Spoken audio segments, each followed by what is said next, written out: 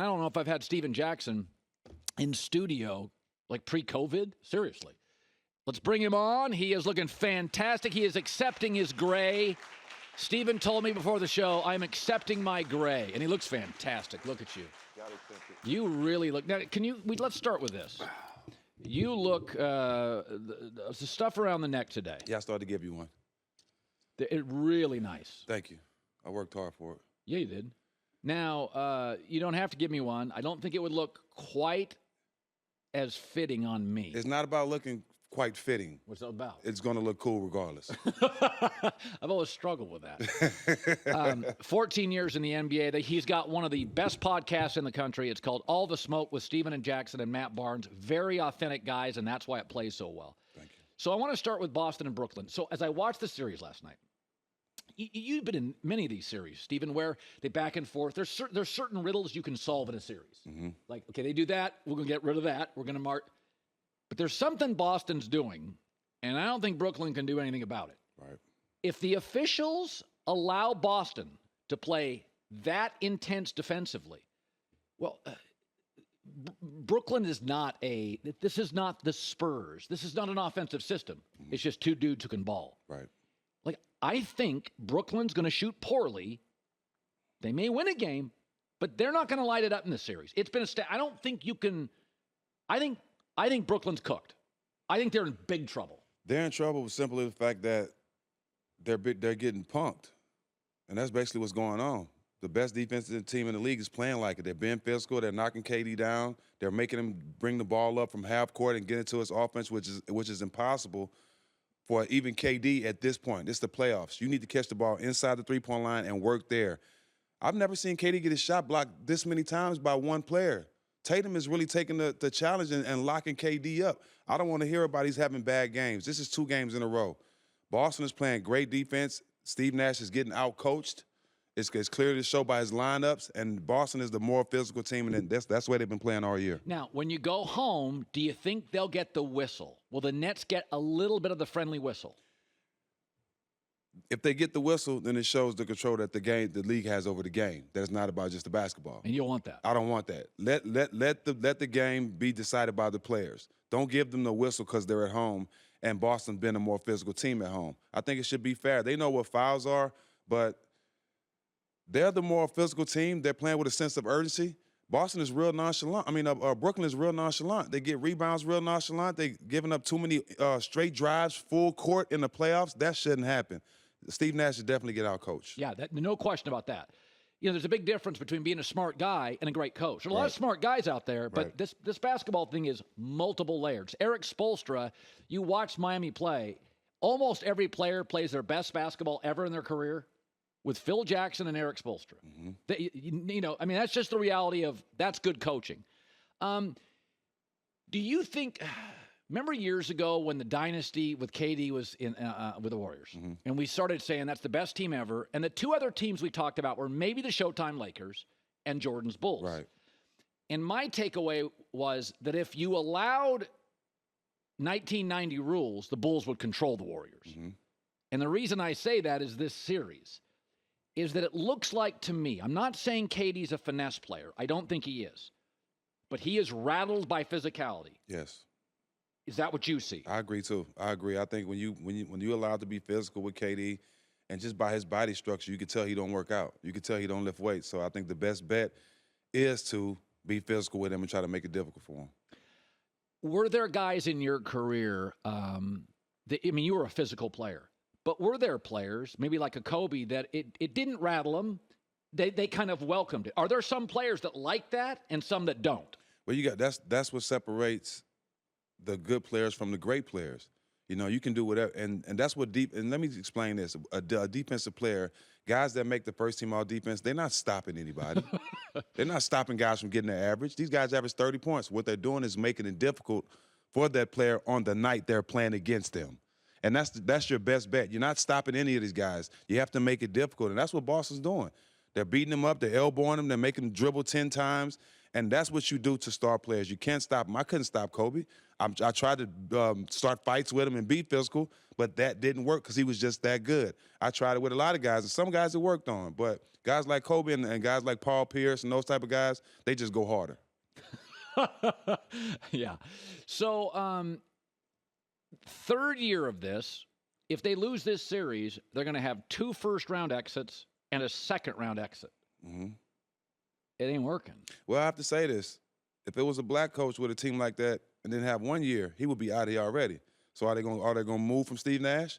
Because Ime Udoka's in the same position. They're both first-time head coaches, and look what he's doing with a great team. Steve Nash, you have KD and Kyrie, and you're not winning. It hasn't been done.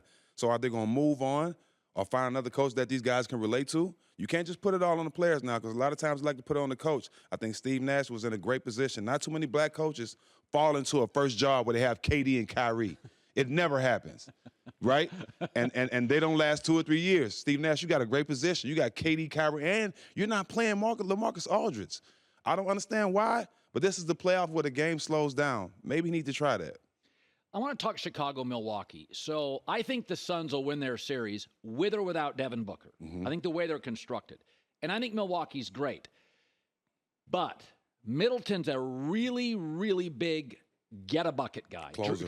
Drew Holiday, and I love him, but he's streaky. Mm-hmm. They're going to become incredibly Giannis-centric. Can Chicago win this thing if they don't get Middleton back? Yeah, I think so, because for me, Giannis is the most dominant player since Shaq, but his game is still limited. You stop him from going downhill, you know, it's really nothing else there. Yeah, he's a rebounder. He's a great defender. He can block shots. But if you stop him from going downhill, every move he's going to make is passing it to other guys. And that's how they beat him last night. They stopped him from going downhill a lot, and all those just dribbling from one end to the other end. If you stop that, his game is really limited after that. He can't spot up and shoot. You know, so his game is really limited. And I think Chicago did a great job of limited him and making him make plays for other guys. And not having P.J. Tucker is going to hurt, because now Giannis doesn't have to be just the best offensive player. He has to be the best defensive player on that team and the offensive player. He had P.J. Tucker taking a little pressure off him last year. You know, years ago, but it may have been 6-7 years ago, the three-point avalanche started. Mm-hmm. And guys who were just ballers and athletic, like DeMar DeRozan, people kind of like went, yeah, he can't shoot a three. And I honestly felt like, Stephen, DeRozan was one of those guys that got caught in sort of this analytic wave. We knew he was an athlete. Yep. We knew he was a fearless player. Couldn't hit a three. Mm-hmm. And we were falling in love with guys who were much less talented, but they could hit a three. Right. And I feel like this year for DeMar DeRozan has been timeout. When the playoffs start, analytics, it's kind of about get a bucket. That's it. Like when I watch DeMar, I'm like, that's kind of Kawhi Leonard. Mm-hmm. Get a stop, get a bucket. And do you feel, as a former NBA player, sometimes we go so heavy into analytics, we ignore mid-range players? Yeah, because it's not exciting. You know, it doesn't get the Instagram post. And that's what a lot of guys are playing for. But me personally, I love guys like DeMar DeRozan, because that mid-range shot that's the shot that's basically the toughest shot in the game.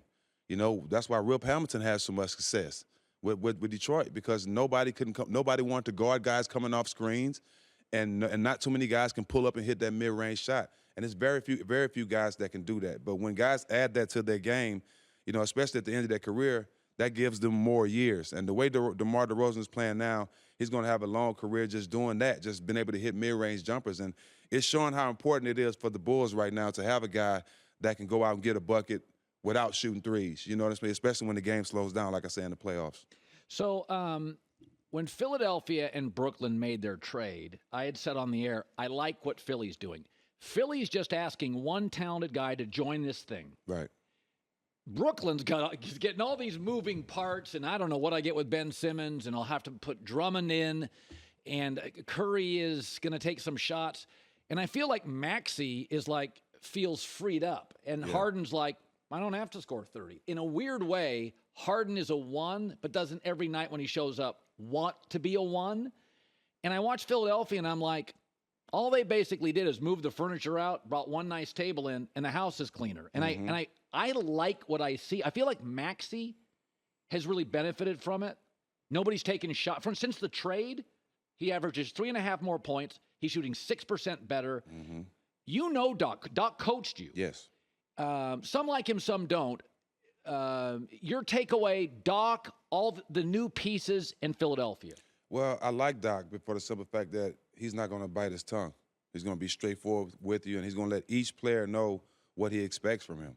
I think with James, I think the best thing he did was said in the media about James is like everybody didn't get a chance to shoot early in the season when James wasn't playing well, and Doc came out and kind of threw him under the bus. I think that was the best thing for him. Because now you understand, James, that coming here, you're a part of a team. We don't need you to get 30. We got some young studs over here. Yeah. And we have the best player in the game right now in Embiid, the MVP. So I think now he's starting to trust in the things that Doc and Sam Cassell is telling him, and he's starting to trust his teammates. And he understands now, I can go out here and get triple-doubles like I've been doing. I don't have to go get 30 just because I'm on a new team. And that's why they're having success. You got to play through the big fella. You know, a fascinating guy is on my podcast network, Draymond Green. Yeah. And it's been really interesting as somebody who now, he's part of my little company, to watch him work. Mm-hmm. So he's fascinating. Like you and Matt Barnes, mm-hmm. he practices as hard on podcasting as playing. Right. And I think he was a second-round pick, and it's in him. Yep. He always sees himself, even though he's rich now, as an underdog. Yep. Nobody works harder than Draymond Green in the podcasting space. Mm-hmm. And it's funny when you watch him play. I'll sit there and I'll go online as I watch him, and I'm like, he's got 6 points, and it feels like he's the most important player on the floor. You were one of those guys, not a glue guy, but a guy like when you're on the floor, you make an impact, but it's not always scoring. And it's not always positive. It's not always positive. Sometimes you make an impact of taking a hard foul and standing up for your teammate. And that gets the arena going. That gets everybody else going. You know, it's not always a bucket or a block shot. You know, sometimes it's just standing up for your teammate or going out there and diving for a ball. The little things, and that's what Draymond does. He does the little things, and he is the best undersized defender that I've ever seen in the NBA. And the fact that he takes passion every night, the fact that he knows he's not a great offensive player, but he still goes out there and be a star in his role every night.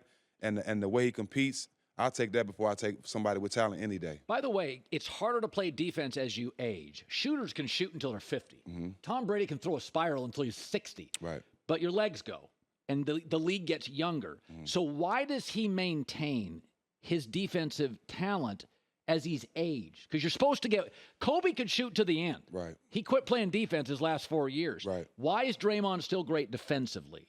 I think he's using his mind as his body gets older. You got guys that were great defenders towards the end of their career, but it wasn't because they were fast or stronger. It's that their basketball IQ was high. They know where the guy's going. They know what he's thinking before he's thinking. Especially coming to the league for the young guys. You go against these older guys that's been in the league 10, 12 years. A lot of your moves that you're doing, they already know what you're doing ahead of time, just off experience. Experience is the best teacher. And that's what a lot of guys go through. You have a long career. Once you get to the end of the career, you slow down. People saying you can't do this. That's when you start having to use your basketball IQ to give you more years in the league, and that's basically what Draymond doing. As a former player for 14 years in the league, who are you rooting for in the playoffs? Who will make you happiest if they win? For me, it's 2 teams. I think it would be awesome to see Memphis do something great, being underdogs. Small team, Memphis or Minnesota for me. Either one of those 2 teams, because nobody expected them to be here. Minnesota had a great, Memphis had a great regular season.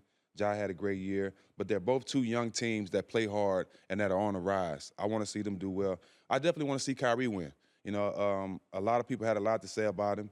You know, we're both going through Ramadan right now, so we have a lot fasting. We have a lot of things in common, but I'm always rooting for him because I'm always rooting for guys that do things their way. Obviously, a lot of people didn't like the way he stood, but at the end of the day, when a man doing something his way, which I love to do things my way, I always stand behind him. By the way, did the crowd ever get on you? Because you were an antagonizing guy. Did they? Something was done to me that was never done to any NBA player ever. Playoffs in Utah, they had a life-size cardboard cutout of me in the jail suit. Because remember, I got in the strip club shootout the year before. So the guy was under the basket and with the TNT camera right there with a life-size cutout of me in a jail suit. And nobody moved it. Nobody from the arena or the NBA said, take it down. They showed it a million times. But that's just something we had to deal with. And I was fine with it because I went and signed it after the game. I laughed with the guy. It was funny, you know, but that's not the place for that. Yeah, and there are areas I'm not comfortable with at all that fans do. Yeah, that's not the place Utah for and Boston have pretty dicey. But I will say, who did we bring on the other day? Oh, I was talking to Chandler Parsons, and he said, he goes, I kind of sometimes. That's my guy. He's really. That's my guy. He liked conversations with the crowd. We just brought him on to Showtime. Oh, you did? Yes, we just brought him on. So did you ever have conversations with the crowd that were fun? Like you got into guys on the court side and it was fun? I wasn't, during the game, yeah, it's bad because the best thing about it is they're in the stands and I'm on the court. If they ever got close, it would get bad because some of the things, you hear some of the things Kyrie said, it didn't got worse. It was way worse with us back in the day because it wasn't no cameras. It wasn't everybody just filming. So we got away with a lot of harsh things, and so did the fans. You know, the fans, I heard fans telling people that they want their kids to die and family to die and stuff like that. But some guys laughed it off. Some guys like, well, I wish I can go in that stands. You know what I'm saying? But we just couldn't do that. But it's shady on both sides because the players respond and say things to cut low as well. It's funny about I had Brevin Knight on yesterday, and we were talking about Memphis and Ant in Minnesota. They're so young. Those teams average 24 years old. Yes. Those are kids. And that's why I don't think they'll, there's limitations on that. Yeah. Go back. How old were you? You went junior college. How old were you in your first playoffs in the NBA? 21. Oh, my God. Because the intensity it doesn't even feel like the regular season. I won a championship at 21. 21, 22, I won a championship. So I got a chance to experience the first year in San Antonio, I was on the injury list. So I got a chance to watch David Robinson, watch the whole Spurs organization, see how they work. And my second year there, I was 21, 22, I was able to play on the championship team, play in the playoffs, and experience that at a young age. But let me say this. I wouldn't have had success, and I wouldn't have been prepared if I was on any other team. Pop prepared me, being around all those veterans, Steve Kerr, Danny Ferry, Steve Smith, Kevin Willis, David Robinson. I had a foundation. So I wasn't going into a young team where nobody knew nothing. I was on a team full of vets. So that was the best thing for me to be able to learn how to be a professional coming in the league from the jump and win a championship around those guys. Yeah, people don't, because Tim Duncan never glamorized himself. Still right? don't. But you were probably the best high schooler, junior college player. You were the best player for the first 12 years you played basketball. You were the best player everywhere. And then you played with Tim Duncan. And do you remember your initial feeling after 5 or 6 practices like, what is that? I mean, it's funny. I got a story after our first or second practice. I had a great practice, but he kept feeding me, and he wanted me on his team. He called me to come work out with him. And I remember getting home and telling him, I called my mom, like, Mom, I can't believe I'm getting accepted by Tim Duncan because we were totally different. You know, as soon as we left practice, Tim Duncan was probably going to work out or something. I was going to smoke weed. Right? So we was totally different, right? We were totally different. But the fact that he embraced me, it made me feel a certain way because he knew that on that court, I'm going to do anything and everything to be the best player and the best teammate you need. You know what I mean? And I think he understood my passion for the game because I know how the game saved my life.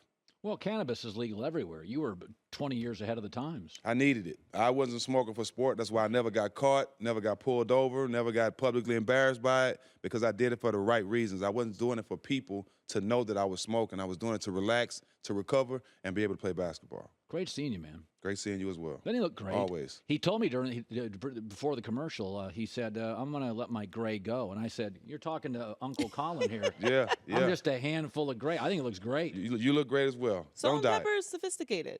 Yeah, I tell Ann Ann got a gray hair the other day. She lost it. Oh, no, I'm not ready yet.